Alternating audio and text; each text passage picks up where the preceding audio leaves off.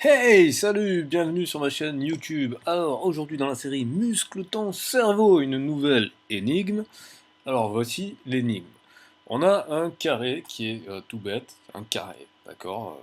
Pas faire plus simple, un carré. Et on a quatre rats qui sont à chacun des coins de ce carré.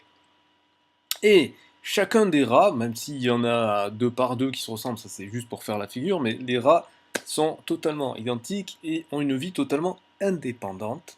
Et ils n'ont que deux possibilités à chaque fois, aller tout droit ou aller sur l'autre direction, c'est-à-dire aller vers l'horizontale ou aller vers la verticale. Donc par exemple, le rat qui est ici, il a deux possibilités, soit il va aller du point D vers le point C, soit il va aller du point D vers le point A.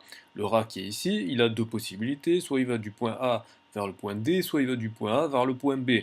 Le rat qui est ici, soit il va du point B vers le point A, soit il va du point B vers le point C. Et le rat qui est là, soit il va du point C vers le point D, soit il va du point C vers le point B. À chaque fois, le rat choisit indépendamment des autres, et surtout, il choisit de façon purement aléatoire. C'est le hasard pur. Question, quelle est la probabilité qu'au moins deux rats se rencontrent? Donc je répète, quelle est la probabilité qu'au moins deux rats se rencontrent? Donc par exemple, que le rat qui est ici, il aille dans cette direction, et que le rat qui est là, il aille dans la même direction, et paf, ils se rencontrent. J'ai dit donc, quelle est la probabilité que au moins, d'accord, au moins deux rats se rencontrent? Voilà, là déjà j'ai dit beaucoup de choses, j'ai insisté sur certains mots, etc. Donc je te laisse mettre pause, te gratter le menton et surtout gratter du papier. Hein. Ne vous dites pas, hey, je me suis gratté le menton et j'ai pas trouvé. Ben non, il suffit pas de se gratter le menton, c'est une expression. Ça veut dire qu'il faut que tu grattes du papier, que tu réfléchisses, que tu te dises qu'est-ce que ça veut dire tout ce qu'il a dit. Donc je répète une dernière fois hein, pour que ce soit bien clair. Quelle est la probabilité que au moins deux rats se rencontrent? Voilà. Donc si c'est pas clair, je t'invite, tu mets pause sur la vidéo, tu la remets au début, tu réécoutes. J'ai tout dit, normalement c'est clair.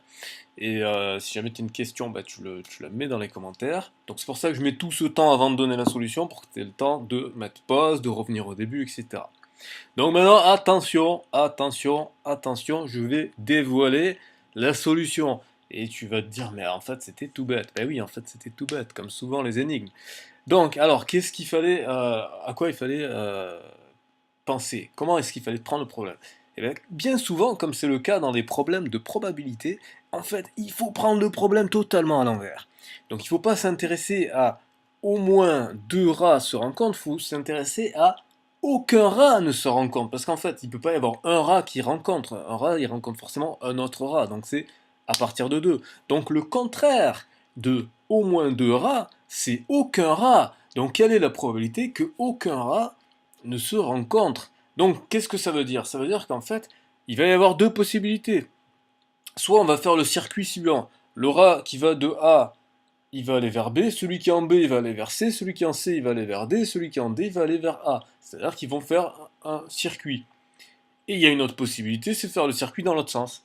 C'est-à-dire celui qui est en A, il va en D, celui qui est en D, il va en C, celui qui est en C, il va en B, celui qui est en B, il va en A. Donc il y a ces deux possibilités qui sont totalement distinctes. On ne peut pas faire les deux en même temps. C'est soit on a l'une, soit on a l'autre. Et le fait que l'on ait l'une ou l'autre et que les deux en même temps ne soient pas possibles, c'est ce qu'on appelle une union disjointe. C'est-à-dire qu'on va additionner ces deux probabilités. Et il se trouve que la probabilité de chacun de ces circuits est la même. Donc il suffit de calculer la probabilité d'un circuit et de la multiplier par deux. Alors faisons-le. Ici, nous avons une chance sur deux que le rat, il aille du point A vers le point B, ou qu'il aille du A vers le D. Donc si on fait le circuit dans ce sens, on a une chance sur deux qu'il fasse ça. Et lui, on a une chance sur deux qu'il fasse ça. Mais le fait que les deux le fassent simultanément, d'accord, c'est l'indépendance, et bien ça veut dire qu'on va devoir multiplier les probabilités. Donc à chaque fois, chaque rat, il a une chance sur deux de prendre le bon parcours, et comme on veut qu'il le fasse simultanément, on va multiplier. Alors combien il y a de côté? Ben, il y en a 4. Donc du coup, en fait, ça va faire 1 sur 2 fois 1 sur 2 fois 1 sur 2, ben, 4 fois. Donc c'est-à-dire, en fait, 1 sur 2 à la puissance 4. C'est-à-dire donc 1 sur 16. 1 sur 16, ok? Et comme on a dit qu'on avait la même chose dans l'autre sens, bah, ça fait aussi 1 sur 16. 1 sur 16 plus 1 sur 16, ça fait 2 sur 16. 2 sur 16, on peut le simplifier, ça fait 1 sur 8.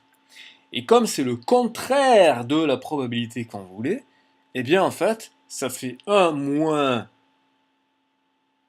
1 sur 8, c'est-à-dire 8 sur 8 moins 1 sur 8, c'est-à-dire 7 sur 8. Donc la probabilité que au moins 2 rats se rencontrent est de 7 sur 8.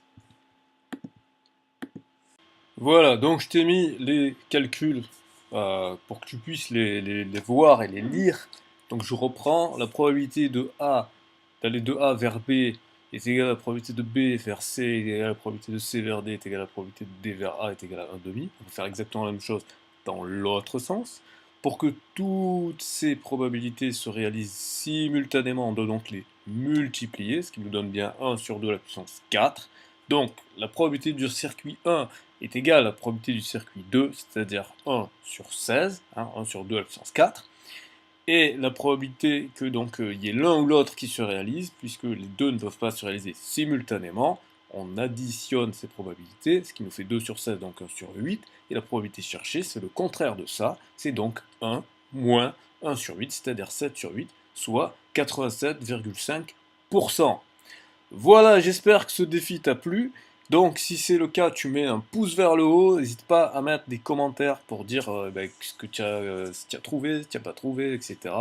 Et je te dis rendez-vous demain pour la prochaine vidéo. Comme d'habitude, pour soutenir la chaîne, tu peux donc soit me soutenir financièrement en faisant un don de crypto-monnaie, soit tout simplement mettre un pouce vers le haut, partager la vidéo, que ce soit sur les réseaux sociaux, ou en parler à tes amis.